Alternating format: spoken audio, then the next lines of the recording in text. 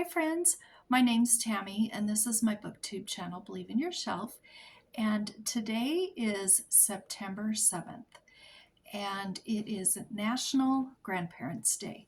Now we all have grandparents and some of us have our own grandchildren and some of us have the role of grandmother figure to children in our lives. So I thought it would be fun to pull out some of my books that have to do with grandparents today. So I've got a couple of middle grade books. I've got a cozy mystery series, and I also have some adult books. So I'm going to go ahead and get started with the adult books. The first book I have is called All My Secrets by Lynn Austin. And I got this several months ago. It was towards the first of the year in a blind date with a book package that I got on Etsy. And this was fabulous. One of my very favorite books I've read so far this year. So in this book, it's 1898, and Adeline is our main character. Now her father passes away, and with the way the will was written, his mother, his wife, and his daughter are not able to inherit anything. It's his brother that inherits everything. And so they are left basically poor, and they have been living a very wealthy life. And this story kind of is about two different people trying to persuade Adelaide. Adelaide or Adeline? Let me see, it's Adelaide. Her mom wants her to do whatever she can to marry someone wealthy so she can be taken care of, and her mother and grandmother can also be taken care of. Then we have the other side of the story, which is her grandmother trying so hard to persuade her to marry for love, not for wealth. And it's those two things. The grandma and the mother are kind of opposed most of the, or probably half the book or so, and then they start to kind of become a little bit of a team, and all three of them, it's just interesting, the relationship between this girl and her mother and this girl and her grandmother. And there is excuse me, a little bit of a love interest in here too. And the time period was really interesting. I loved this book. I thought it was really, really good. This is a Christian fiction book, and I loved it. Excuse me. This is a favorite book of mine by George Eliot, Silas Marner. And you probably know what this is about. We follow this guy who is wrongly accused of stealing some church money, and so he takes off and leaves. He wants to move away, and he becomes kind of bitter and very much kind of a hermit, I guess you could say. He lives by himself. He doesn't really want much to do with people. He does earn a living, and he saves all of his money. He has a place where he keeps all of his money in his home. And one night when he's gone somewhere, somebody comes in and steals all of his money. And then not long after that, a young girl is found outside, and he takes her in and raises her as his granddaughter. And he's not really her grandfather, but he acts as her grandfather in this book. And the story follows from there, follows their relationship and how they both change with knowing each other, and all of the loose ends of everything that happens earlier in the book do get wrapped up. And so I really, really enjoyed this book. It's not a very long book. Okay, now I have a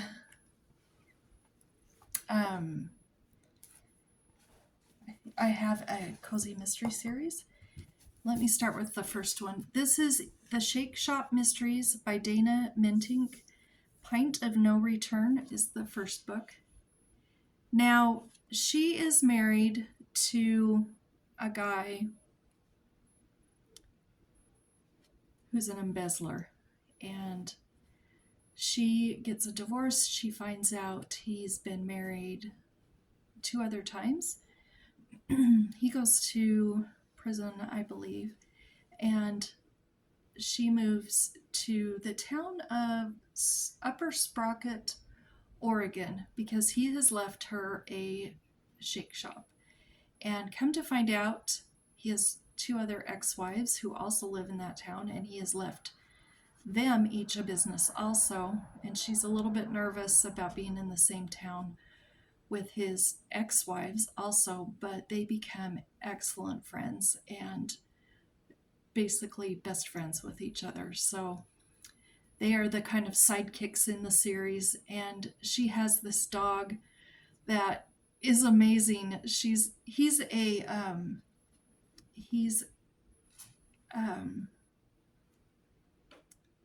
what do you want to call it? It's what Woody is. I can't even think what the word is. Not an emotional support dog, but the dogs that can go in the stores and everything. I've just lost the word. I'm sorry. But you know what I'm talking about. But that's what my dog Woody is also. And she has a dog like that is retired. Woody, of course, is retired too. But this dog is so smart. If she wants a water bottle, he'll go get one. He'll push the fridge open and go get her a water bottle, and he'll do all these little things. And I'm always joking to Woody, why can't you do those things? Anyway, so in this book, well, not in this first book, but this is the first book.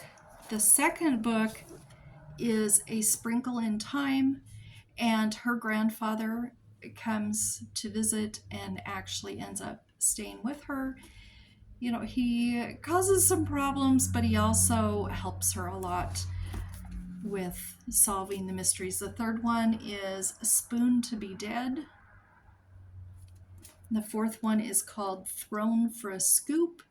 And I'm not sure if she has any other books, but it's kind of fun. It's kind of a fun series to read with the grandfather living with her and all the shenanigans he gets into. Okay, so I have 3 middle grade books now. This first one is by Patricia MacLachlan or MacLachlan. I'm not sure how to pronounce that. The True Gift. This is a very short book. It's about these 2 siblings. They go stay with their grandparents every Christmas break. And they go this one year, and the cow is all by itself. And they're worried that it doesn't have any friends. It doesn't have another cow to love. And they decide they're going to solve that problem. And this just follows them at their grandparents' farm over the Christmas season until Christmas morning. And this is a beautiful book with really pretty illustrations. It's very easy to read. You could read this in an afternoon. Absolutely. And I really like this. Another book that I have for middle graders is called Love, Ruby, Lavender. There goes the motorcycle. Free video. This is by Deborah Wiles.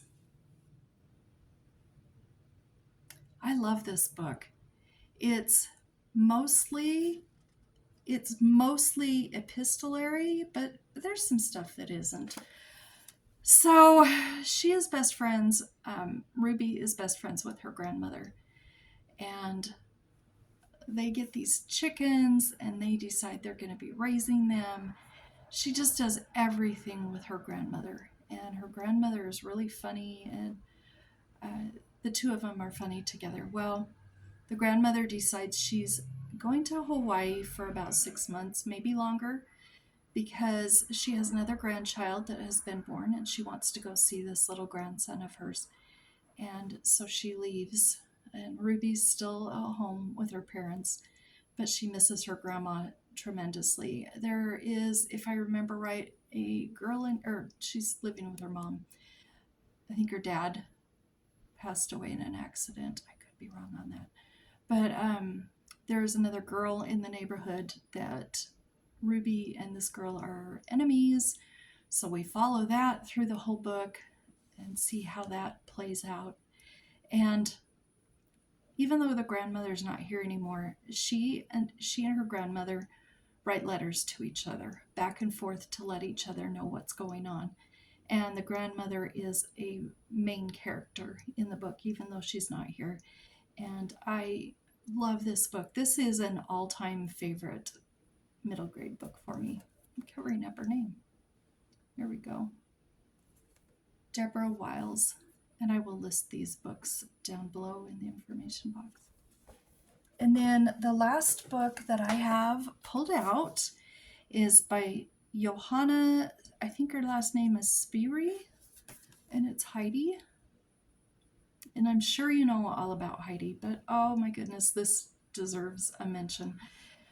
We're following Heidi. She's a young girl. She's an orphan, and she's staying with her aunt, but her aunt doesn't want to take care of her. So the aunt decides she's going to take Heidi up to her grandfather, who lives in the Alps, and he is a recluse. Most of the people in the town and the surrounding area are scared of him. They think he's kind of gruff and kind of mean, and so they don't have much to do with him. Well, she goes there, and she's left there by her aunt, and she loves her grandfather, and he loves her too. And this follows her with her grandfather for probably half of the book, and then her aunt shows up and takes her away from her grandfather and takes her to a home in the town. And she does make friends with a little girl that's there, but she misses her grandfather so very much, and she wants to go back to him. And the story goes from there, and this is a beautiful book. So those are some of my books with grandparents in them, and I just thought it was appropriate for today. That was the type of video I thought I'd make. So I hope you enjoyed it, and I hope you've had something great to read lately, and you've had a good book in your hands. So I'll talk to you later. Bye-bye.